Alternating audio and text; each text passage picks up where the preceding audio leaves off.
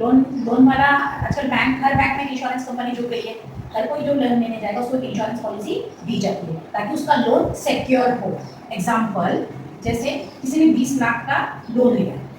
20 लाख का लोन देता है बैंक वाला, बट इसको इंश्योरेंस पॉलिसी दी जाती है 20 लाख का ही जो टर्म प्लान होता है, और ये इंश्योरेंस कंपनी देगी, उसका उसका लोन अमाउंट सिक्योर हो गया, बैंक वाले का लोन अमाउंट सिक्योर हो गया। प्रीमियम जो है वो हम ईएमआई के थ्रू भरते हैं, वो उसमें प्रीमियम इंक्लूडेड होता है इस पॉलिसी का। सपोज उसने फर्स्ट ईयर में उसने कुछ डाउन पेमेंट भी कर दिया 10 लाख, तो आउटस्टैंडिंग जो बचा है 10 लाख, अब ये सेकेंड ईयर में उसकी डेथ हो गई,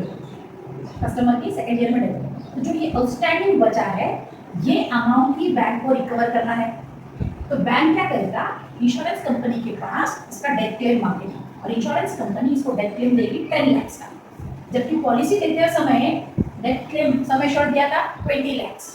क्योंकि लोन अमाउंट 20 लाख का था, इसलिए इंश्योरेंस कवर 20 लाख का था। लेकिन अब आउटस्टैंडिंग 10 है तो इंश्योरेंस कंपनी बैंक को 10 लाख का ही डेथ कवर दी, तो यहाँ पे समय शॉर्ट डिक्रीज हो गया, इसलिए इसको डिक्रीजिंग टर्म प्लान कहते हैं। ओके, नेक्स्ट आता है, हमने देखा अर्ली डेथ के लिए टर्म प्लान, इसके बाद हमने देखा था रिस्क जो लिविंग टू लॉन्ग बोला जाता है, लिविंग टू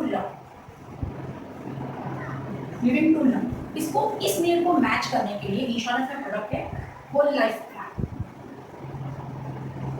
ये नाम जिस तरह से बताता है होल लाइफ, मीन्स ये प्लान ऐसा है जो होल लाइफ चलता जाए। यहाँ पे सपोज 30 के एज करने